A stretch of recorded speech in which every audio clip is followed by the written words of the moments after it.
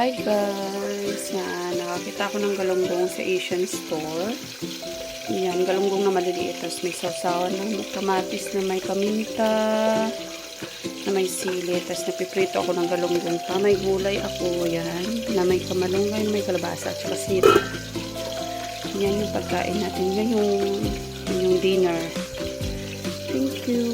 Guys, ayun, nakabili ko sa sa Filipino Festival na pinuntahan namin dito sa Saskatchewan. Ayan, I'm so happy. Meron tayong kopya, fork, and yung puto. Tsaka to. Para siyang ayan siya. Ayan, try natin yan. Filipino.